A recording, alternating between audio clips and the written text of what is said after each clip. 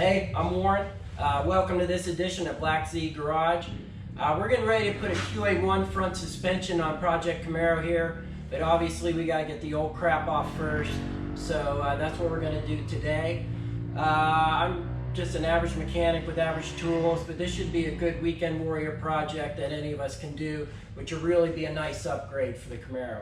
So I'll jack it up and get the wheels off of it, and then I'll reset the cameras and we'll get started. Okay, so here's the new kit that we're going to be putting on the Project Camaro. This kit is a Qa1 Stage 3 kit. It consists of the upper control arms, new sway bar, and lower control arms. We also picked up a coilover kit. This comes with Qa1 shocks. We went with double adjustable shocks, and we went with springs that have a 350-pound rate. Should be right for my car to start with. We may change later. You know, we plan on running this car hard, and we'll be doing autocrossing and also drag racing. So we may change the springs up a little bit later, but I really did want the double adjustable front shocks. So that, and we got a chromoly sway bar. Nicely welded ends. It's hollow, it's lightweight, and so what we'll do is we'll take these old parts off the car and then we'll kind of compare them. Okay, so let me show you what we're starting with. I'm hoping this is going to be a fairly easy peasy transfer. I did have all this stuff off in 2000. These are stock control arms. I had them taken off. I powder coated them. We put new urethane bushings in them, new ball joints. As you see over here, I put in road racing springs that lowered the car 2 inches and Coney adjustable shocks, which were cool at the time, but it's pretty outdated now, not competitive. And then I had a slightly larger than stock sway bar. So because I had this out in 2000, I don't expect that there's going to be a lot of rust in the bolts in the bottom here, so it should go quick. Okay, so in addition to everything else, I am going to start a little timer, and we'll see how long it takes us to do this project. Give you guys an idea of just how long it takes. Okay, the first thing we got to do is get the end links off. That's right here, these things, and then after that we got right here, we got 2 bolts here for this and 1 on the other side. So we'll get those off. On my car, it happens to be a couple of 9/16.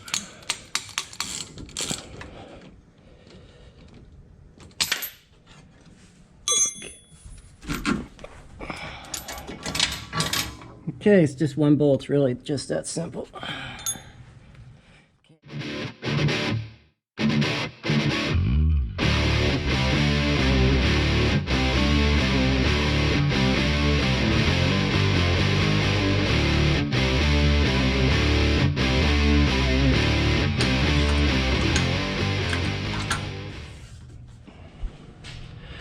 Okay, now that I got the sway bar off, the next thing I think I'll do is I'll go ahead and get the brake calipers off.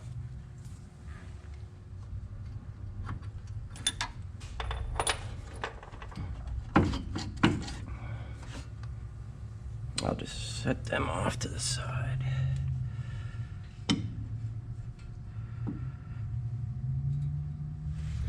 Okay, so I got the brakes off and I hung them up with a piece of wire. So they're not dangling on the brake line. So I got that on both sides. I think the next thing we're going to do is take off the shock absorbers. What that entails is the top here, there are 2 nuts. We'll get those off. And then underneath, there are 2 bolts. We'll get those bolts off and pull the shock out. Okay, I think we'll take the top of the shocks off first. And so we'll pull the dust cover off. And if you try and put a socket on it and just run these off, they'll just spin and spin and spin. These are threaded to the central shaft of the shock. So there's a flat spot here on the top. What you gotta do is put a little wrench on there and then use a wrench to loosen up the lower bolts. The top nut is actually a locking nut for the bottom one. So loosen up the first one, loosen up the second one.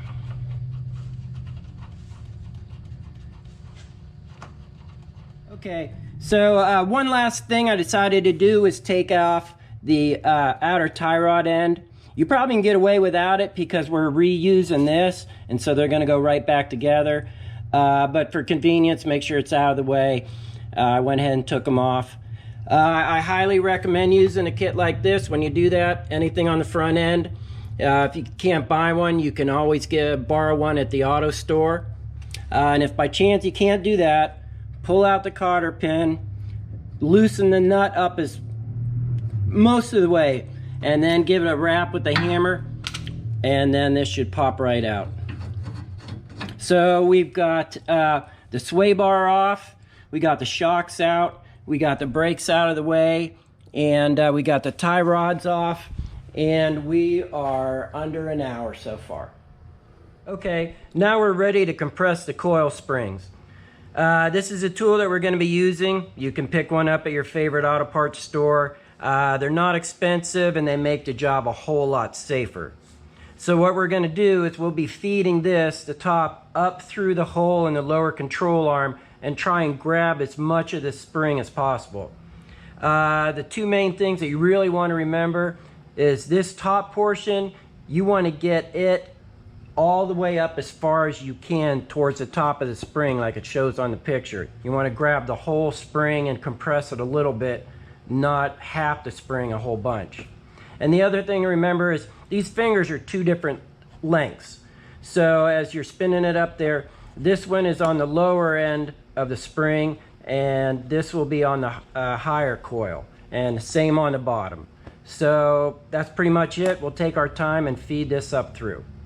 Okay, so we're ready to start feeding this up through. This is the top. The one with the nut is the bottom. So we'll feed that up through, take your time, and when we get to something important, I'll let you know.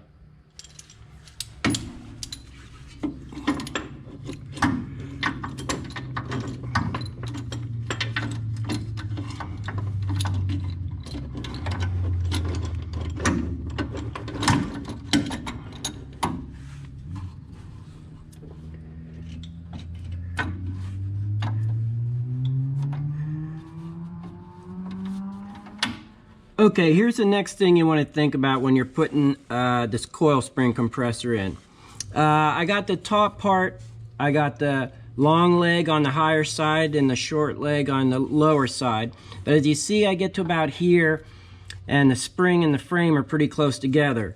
The problem is there's still a couple more spring curls up in here that we need to get as far up as we can. So what you need to do is just take a screwdriver, pry in here a little bit until you can get this on past, and then you slowly just spin it up a little bit farther. So that's what we'll work on next. Okay, I think I've got the spring compressor up in there pretty well, and when you think you've got it, put the 15/16 socket on, just snug it up, and then take 2 minutes to look over everything over really carefully, because this is the most dangerous part of it. So you want to make sure that the legs are up in there and they're properly over top the coil, and they're both solid and connected on top. And then on the bottom, you have the shorter arm up on top because the way the spring's angled, and then the longer one will be at the bottom. So everything looks good. So I'm going to put a ratchet on it and start compressing. Okay, the last thing I want to tell you about compressing the spring is very important. As you're compressing the spring compressor shaft needs to come out through the shock tower hole. If it doesn't, it can get bound up in here and then you can't get the spring compressed far enough. Or even worse, it's half in and half out of the hole. And as you're under there cranking on it, sooner or later it'll come popping out of there. And I mean, talk about a light bladder leak. Forget it. You will straight up poop yourself if you do that. So make sure that gets through there. You might have to play with the fingers on the compressor or something to get it to line up. but absolutely make sure this comes through here. Okay, so I grabbed a 1/2" ratchet and a 15/16 socket, and I'll put it on the nut here, and I'll start compressing it slowly, carefully, take your time.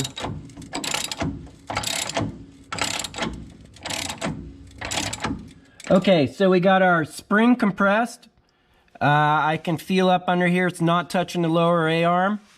As you can see, it's sticking way up out of the shock tower. So we're good to go. What we need to do now is take out the cotter pins, take these 2 castle nuts off, and then we will go back to using our front end kit, and we will pull it all apart. One ball joint, the upper one, fought me for a while, but I finally got the spindle off, and I got the spring out. So now I'm on to the next step. I've got the lower control arm here. I'm going to take out these 2 bolts here and here.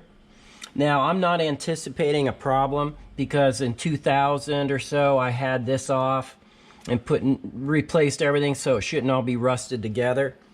But if you're doing this at home and this is the first time that these lower control arms have ever come off, this is probably where you're going to have your problem.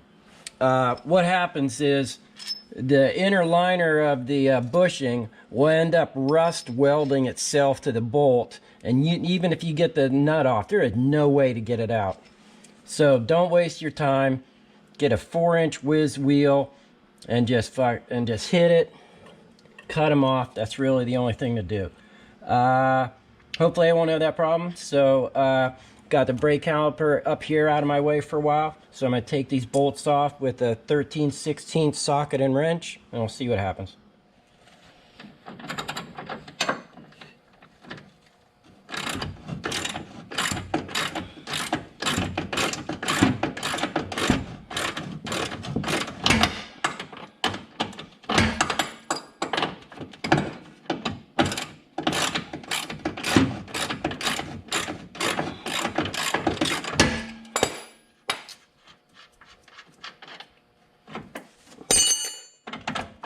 Nice. That's what I'm talking about right there.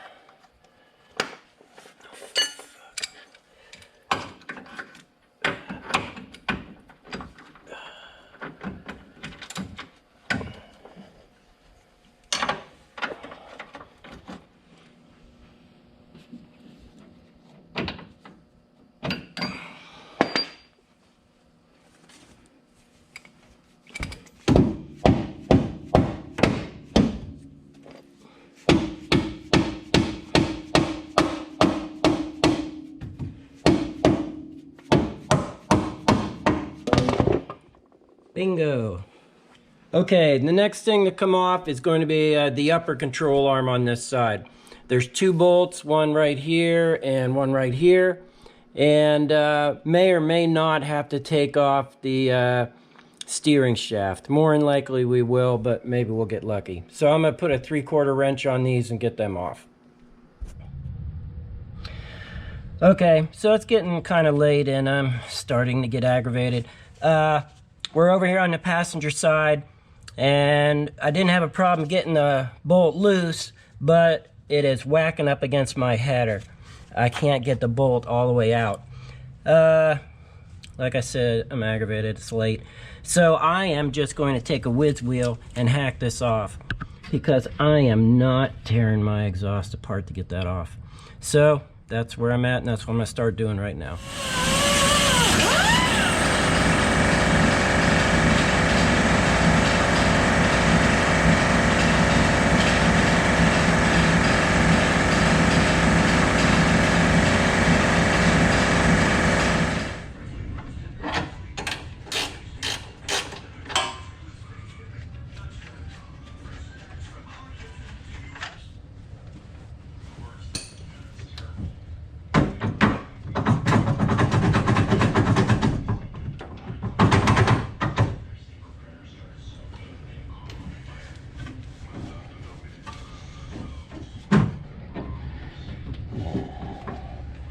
This header might be in the way too. These big tube headers are just giving me a problem. I cannot quite get it off. It touches right here and it touches here. No matter which way I play with this thing, I can't get it off. So I'm gonna have to unbolt the header, just kind of pull up on it so I can get this off. All right, we tried to get this off. It did not want to come off. So as aggravated as I was about it, I still had to take the header off anyway. So got the header disconnected up here and down there, wrestled it around for a while, finally got the A-arm off. Added about 45 minutes to the project, but we're moving. Okay, so it's the next day. I'm a little bit less aggravated than I was at midnight last night. As you can see, I got everything off. I did end up having to take off the front of the steering shaft to get it out of the way. And also I did end up having to unbolt the header, top and bottom, to get it lifted up, to get it off these A-arm bolts here. But it's off. So with everything off so far, with the normal amount of interruptions and phone calls and bullshit, I basically got a little more than 8.5 hours into tearing it apart. I think right now I'm gonna clean up a little bit, regroup, and then we'll compare some of these new parts to the old ones. Okay, so I've got the original parts off the car, and I got the matching Qa1s with it. What we're gonna do is take a few minutes and weigh corresponding parts and see if we're gonna gain any weight on this deal.